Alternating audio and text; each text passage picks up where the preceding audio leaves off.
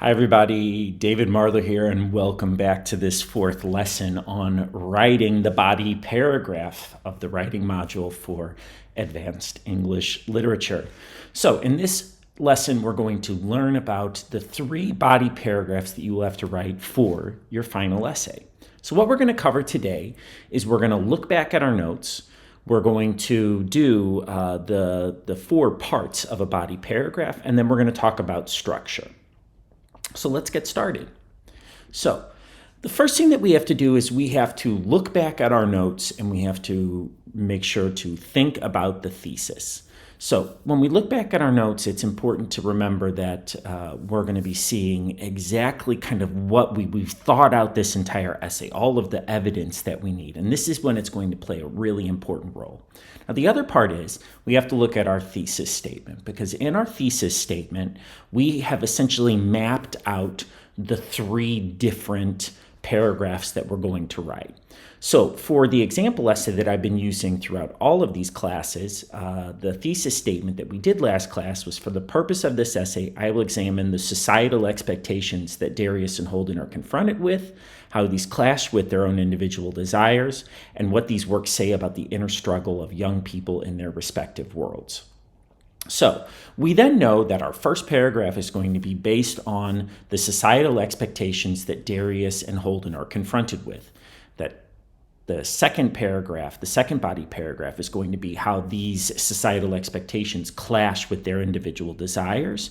And the third paragraph is going to be about what these works say about the inner struggles of young people in the 1950s and today.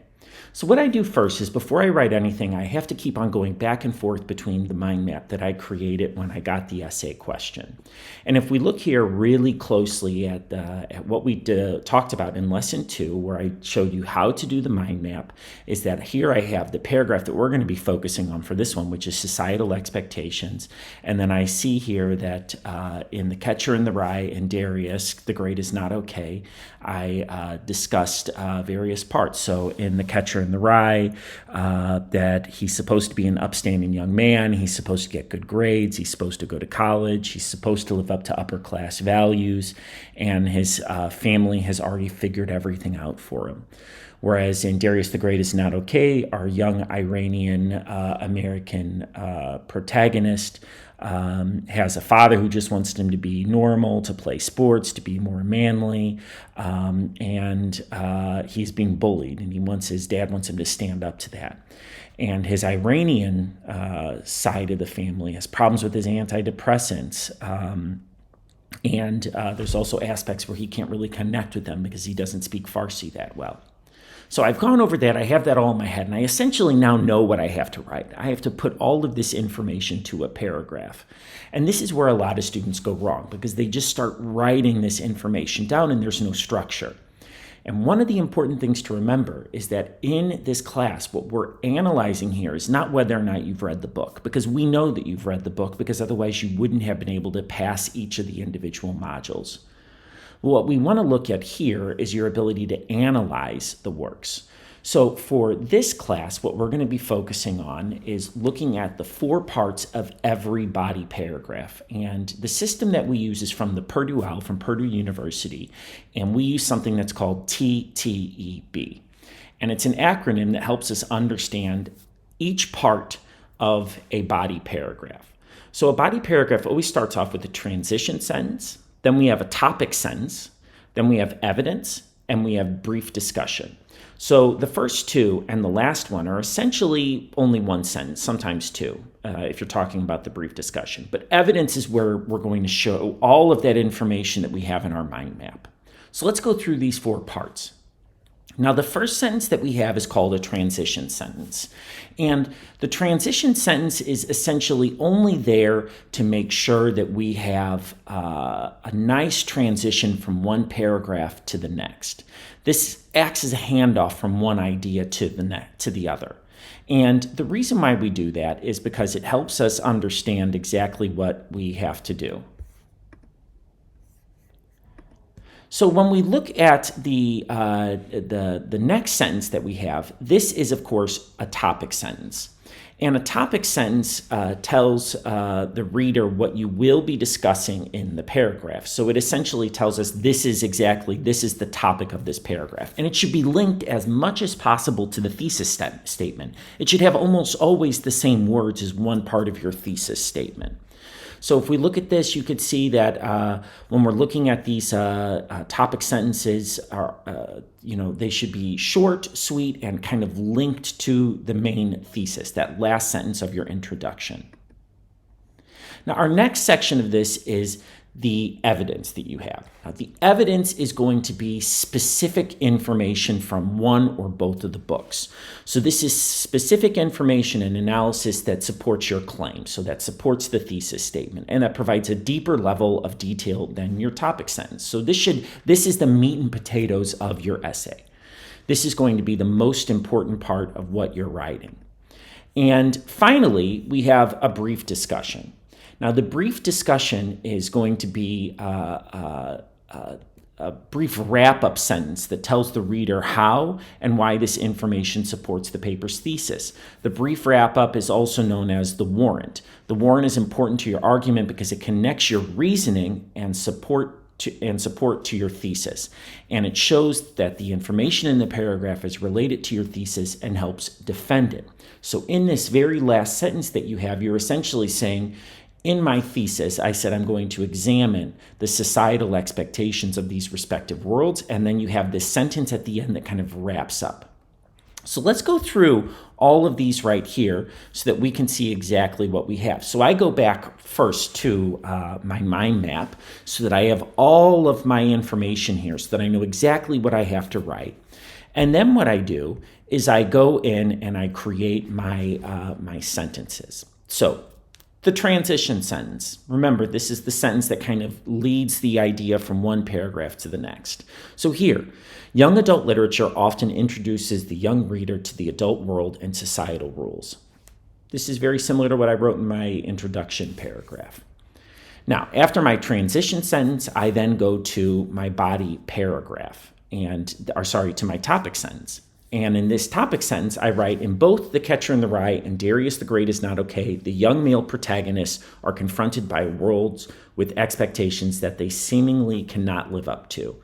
So this is a sentence, great sentence. You can see right here, I'm essentially saying this is what I'm going to discuss in this paragraph. Now I'm going to my evidence. And for my evidence, I have to go back to my mind map. And when I'm there, I have to then think of, okay, out of Darius the Great is Not Okay, and out of The Catcher in the Rye, what were those points that I was going to make from my mind map? So let's read this here. In The Catcher in the Rye, Holden finds himself constantly having to conform to society's expectations of him. He's supposed to go to school, get into a good college, graduate, and start a career. He sees this adult world and all of its hypocrisy as phony. The gender norms of the 1950s, where he is supposed to be an emotionalist, stoic male, seems oppressive to him. And my evidence from Darius the Great is Not Okay. Darius the Great is Not Okay finds himself caught in between two dueling worlds and cultures. Much like Holden, Darius is supposed to enjoy manly things like sports, and his father wants him to stand up for himself. As a depressed young man, he finds it hard to live up to his Iranian family, who dismisses his mental health issues as a quirk. Now, if you look here and you look back at my mind map, you see I've taken all of that information that I kind of thought of, and I've now placed them into a few sentences. Now, at the very end, what I have to do is I have to have a brief discussion. And as you can see right here, I've gone back, I look back at my thesis statement, and I see there that my thesis statement is the societal expectations that Darius and Holden are confronted with. That's kind of what I said in my thesis statement that my first paragraph is going to be about. So in this, I then have a brief discussion. And I have to link what I just said in this paragraph up till now back to my thesis statement. So in both works, we see how these protagonists seem to almost drown under the expectations that society has for them. It is hard for them to grasp what is expected of them, but they also find it hard to accept the reality of the harsh adult world. So you can see here, have I discussed the societal expectations that Darius and Holden are confronted with?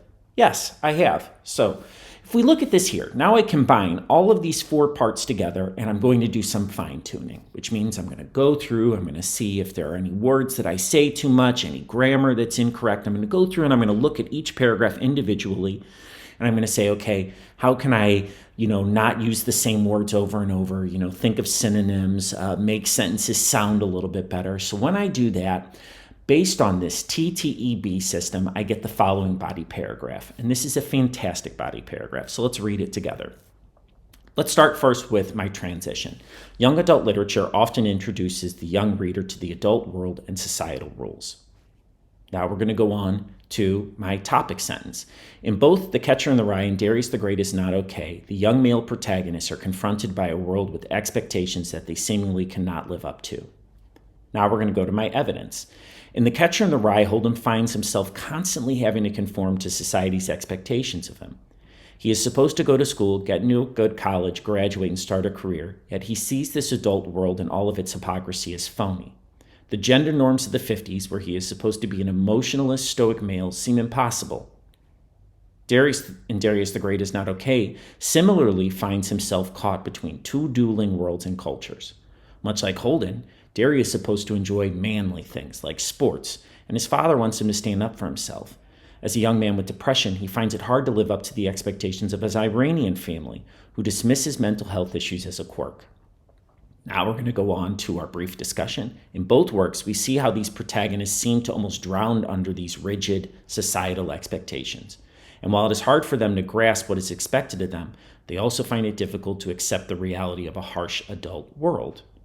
Now you can see here I've changed some of the information to make it sound prettier than what we had when I was writing it out. So this is a great body paragraph, and I only have to do this 3 times, each for one of them. So our next body paragraph would be then their individual desires. So if I were to think of a transition sentence, I would say, for instance, coming from this one, the individual desires of these characters often clash with what's expected of them, period. And then I would go on to my next topic sentence. And then I have to think, what are their individual desires? These young men want to make their own worlds that are based on their own needs. So you'd have to think more and more about what you would exactly write, but you can see exactly how this system works. Now, the last point that we're going to be talking about today is the 2 main ways that you can work in a body in a 5-paragraph style. So we remember the first paragraph is always the introduction, the last paragraph is the conclusion, and then you have 3 body paragraphs, body paragraph 1, 2, and 3. Now, when you're writing this, there are 2 different methods that we use here.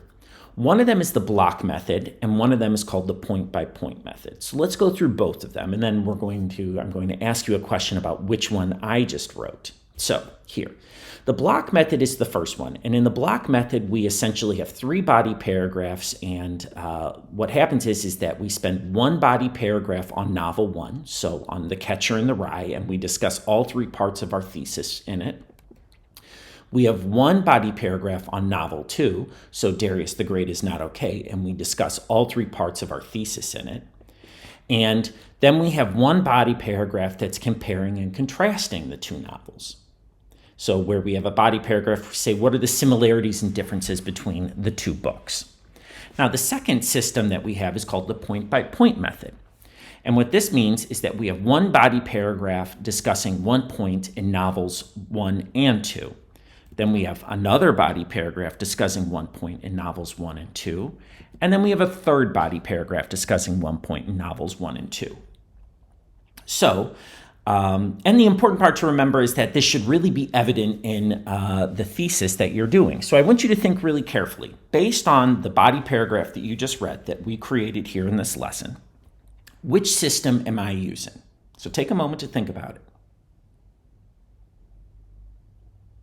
Okay, so your answer should, of course, be point by point, because in this essay, what I'm doing is I have a body paragraph where I add 1 aspect of it. So, for instance, societal expectations, and that I'm discussing the societal expectations of both books. And then in paragraph 2, I'm going to talk about individual desires, and then I'm going to talk about the individual desires in both books.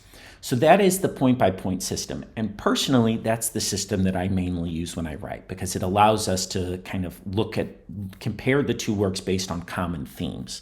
The block method is also a usable method, though. That means that we're going to talk about, for instance, if we did the block method, our thesis would be, for the purpose of this essay, I'm going to discuss how Holden in Catcher in the Rye, the things that are expected of him, and how this clashes with his personality. I will also discuss Darius the Great is Not Okay and the oppressive world that he finds with his bicultural identity and how he learns to become an individual. And finally, I will compare the two novels to see what they say about the worlds that they were written in. So that would be, I would have to have a different thesis statement here, because in my thesis statement, I'd have to make clear that paragraph 1 is only about one book, paragraph 2 is only about a different book, and paragraph 3 is where I'm going to do the comparing and the contrasting. But that is also an okay method. The important part to remember is that when you're doing this in exam form, so when you're doing this at school on the ENSC computer system, that you have to kind of choose one or the other. You can't kind of do both. So it's good to remember to choose which of these systems you're going to use. Now, finally, in order to move on to our next lesson, lesson 5, it's going to be important that you do the following homework. So in this course, we've been working on an essay with the following topic: how do two works address the tension between individual desire and societal expectations? And for this lesson, you're going to write one body paragraph based on the introduction that you created for lesson 3.